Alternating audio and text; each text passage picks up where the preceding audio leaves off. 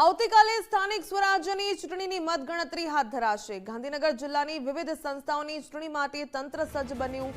આવતીકાલે સવારે 8:45 કલાકે સ્ટ્રોંગ રૂમ ખોલવામાં આવશે। સવારે 9 વાગ્યાથી મતગણતરી શરૂ થશે। પ્રથમ બેલેટ પેપર ગણાશે। ત્યારબાદ જિલ્લા પંચાયતની મતગણતરી સેક્ટર 15ની કોલેજ ખાતે યોજાવાની છે। ત્યારે દહેગામ નગરપાલિકાની ગણતરી મ્યુનિસિપલ બોયઝ સ્કૂલ ખાતે થશે। કલોલ નગરપાલિકાની મતગણતરી સેન્ટ ઝેવિયર સ્કૂલ ખાતે યોજાશે। ત્યારે દહેગામ તાલુકા પંચાયતની ગણતરી આર્ટ્સ એન્ડ કોમર્સ કોલેજમાં થશે। કલોલ તાલુકા પંચાયતની ગણતરી સ્વામિનારાયણ ગુરુકુળ ખાતે થવાની છે। ત્યારે સઈજ ખાતે માણસા તાલુકા પંચાયતની ગણતરી શેઠ એમડી કોલેજ ખાતે હાથ ધરાશે। રાજ્યની સ્થાનિક સ્વરાજની સંસ્થાઓની ચૂંટણી પ્રક્રિયા પૂર્ણ થઈ ચૂકી છે અને હવે રાજ્યના 10,000 કરતા વધુ એવા ઉમેદવારોનું ભાવિ આ મારી પાછળ રહેલા સ્ટ્રોંગ રૂમની અંદર સીલ થયું છે। જી હા, મતગણતરીની પ્રક્રિયા પહેલા આ તમામ ઈવીએમ જે છે તે સ્ટ્રોંગ રૂમની અંદર સીલ કરવામાં આવ્યા છે।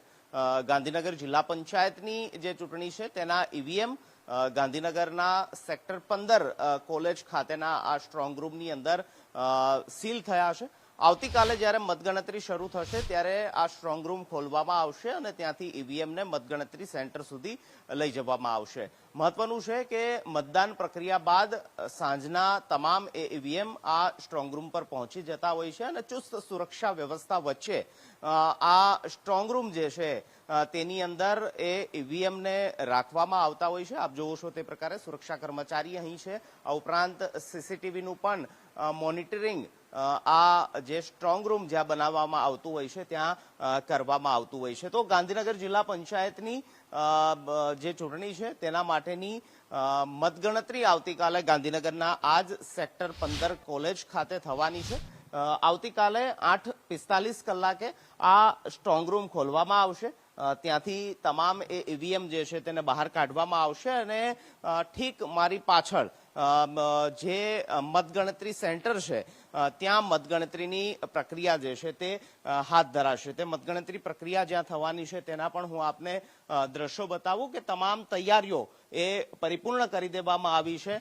તમામ ટેબલો ગોઠવવામાં આવ્યા છે કે જે ટેબલોની અંદર તબક્કાવાર ઈવીએમ રાખવામાં આવશે અને ત્યારબાદ ઈવીએમ ની ગણતરી શરૂ થશે। તો આ ગાંધીનગર જિલ્લા પંચાયત માટેની જે મતગણતરી જ્યાં થવાની છે તેના આ દ્રશ્યો છે। આપ જોવો છો તે પ્રકારે મતગણતરી સેન્ટર ની આ તસવીર, જેમાં રાજકીય પક્ષોના પ્રતિનિધિઓ અહીં હશે, મતગણતરી એજન્ટો અહીં હશે। આ ઉપરાંત જે મતગણતરી માટે નિરીક્ષકો નીમવામાં આવ્યા છે તે પણ અહીં તેમની નિરીક્ષણ હેઠળ, તેમની નિગરાણી હેઠળ ટેબલ વાઇઝ જે ઈવીએમ છે તેને રાખવામાં આવશે અને અહીં 6 ટેબલ રાખવામાં આવ્યા છે। એટલે કે એક રાઉન્ડની અંદર 6 ઈવીએમ એક સાથે તેને મતગણતરીની અંદર લેવામાં આવશે અને ત્યારબાદ સમગ્ર મતગણતરી પ્રક્રિયા જેમ જેમ પૂર્ણ થશે તેમ પરિણામ જે છે તે પણ જાહેર થતું નજરે પડશે।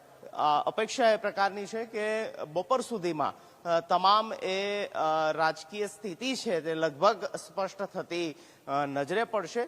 ગાંધીનગર જિલ્લા પંચાયતની મતગણતરી ગાંધીનગર ખાતે થવાની છે। કલોલ તાલુકાની તાલુકા લેવલ પર, નગરપાલિકાની નગરપાલિકા લેવલ પર મતગણતરી થશે।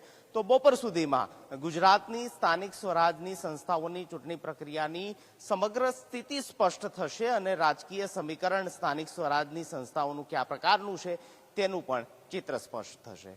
કેમેરામેન લાલા ભરવાડ સાથે નિકુંજ જાની, ગુજરાત ફર્સ્ટ, ગાંધીનગર।